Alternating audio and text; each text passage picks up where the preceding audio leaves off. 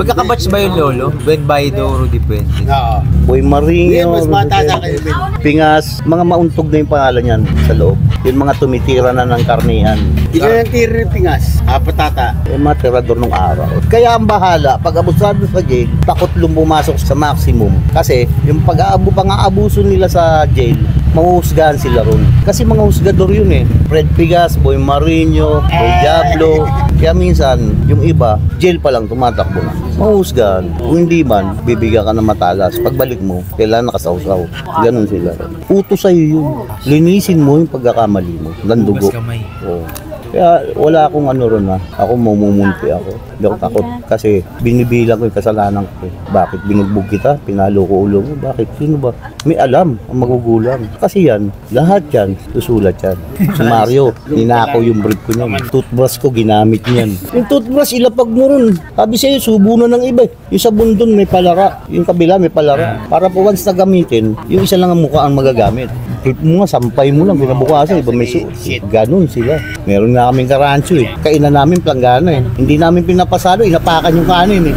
Siyempre, galit yung ibang akosa namin. Kaya lang, ang kagandahan, may hinahon. O sige, para ganito na lang. Tabla-tabla tayo. Tinapon yung kanin sa flooring. O, sabay-sabay kain kami kumain. Pati siya, hindi siya makakain eh. Sa flooring na nakalagay eh. Nung dumaya, binigay sa akin yung bahay niya. Walang ibang tao ron. Bago lang ako nung binigay niya sa akin yung kwarto. Eh ako naman, natuto naman ako magsugal ng hindi marunong. Talo ka agad, cabinet. Pangalawa, ilaw. Eh mga magugulang, balik mo yan, hindi marunong mag-ano yan. Lagi akong talo, pati pandesal ko talo. Nung kubul din kukunin, ay hindi na pwede. Balik mo na yan. Yung iniwasa yung kubol niya. Ang bango. May kutsyon, may cabinet. Hindi ko na hintay bumalik, baka bawiin yung kubul. Nung pabalik na siya, palaya naman ako. Ano to eh? Nakita mo, gwapo pa rin. Oh. Kagandahan kasi sa amin, yung bang walang magulang, walang bata. Nung kapanahon na namin, oras na bata ka, respetado ka. Fred Pingas, para ako daw talaga yun. Oh, hindi talaga. Kasi, patawad? yan, sila Rudy Villar. Yun ang pinatawad nila Puentes eh. Yung dugo nun, ipinahid lahat sa buong brigada ng bahala. Kasi si Puentes galit doon sa barako. Kaya nung nagkakakwento kami, si Palasig. Kaya tinawag na Palasig yung Palasigaw. Salba yun. Ang ayaw nila, Barako. yung ginagawa ni Fred Pigas. Pinakain yung tenga niya sa kanya. Alam mo, sa tusulan dyan, nung araw, palibasa, hindi namin inabot, hindi kami nasira. Yun ang lakad ni Fred Pingas. Kasi sa panahon na yun, Sila sentensyado na ng taon, hindi na nakakita ng body ng tao. Dumating na yung puntong ultimo sarili, nagsasal ko yun, naaraw sa sarili niya. Gumagawa ng hindi na tama. Kaya lang dun, ganito yan, bago ka, matakaw ka sa Colgate, matakaw ka sa sabon, matakaw ka sa rancho, sa lahat ng bagay matakaw ka, ibibigay sa'yo. Kapalit. Ikaw. Hindi kagaya ng mga inabutan ko, talagang bata, nakipaglip-sulip sa magulang. Pero ang daming tao nakatingin. Papapahiya yung magulang dahil linabanan siya ng bata. Wala siyang keme, pero totoong tao yan, totoong lalaki. Ganun siya. Ganun katibay yung bata. Tira yung tira, sa tira titira yun. Tagtanggap ka ng tanggap. Ano mabayad ka? Pamasahe? Masahin mo na ako. Ayun ang umpisa.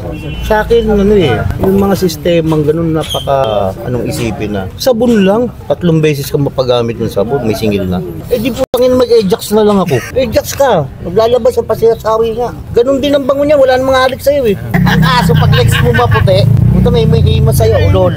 Tangin mo, lumayo ka. Lumayo ka. Soylo. Ha? Soylo. Ay, hindi niya ako pwedeng ganun eh. Puta, bubukugin kita, tanda. Yung Soylo, kakosa namin yun. Talagang more po yun. Ang hilig nun sa bata. Ano yung makukuha nyo dyan? Yan, daming bakla oh. Kulungan ng bakla. Hindi lang kayo magandang lalaki. Kasi sa bakla, pag nakuha mo siya, libre manicure ka na. Totoo ba yun, Tay? Parang iba ang trato sa mga Sa bakla? LGBT sa bakla? Oo! Respeto! At saka pinagpapayan nyo, nakipagpapayan nyo. Kahit mukhang lupa yan. Kasi yan, pag nakasampung ulo ng kamay, may pera ka na. Kakainin mo na yung ranchong laya. Iba talaga. Kakaiba. Parang prinsesa sabi. Oo! Number 1 ng baklaro, respetado. Naglalaban. Respetado ko pag kaibigan. Pagkaaway, kaaway. Na kahit 10 taong pabunuin ko, tayo mag-uusap.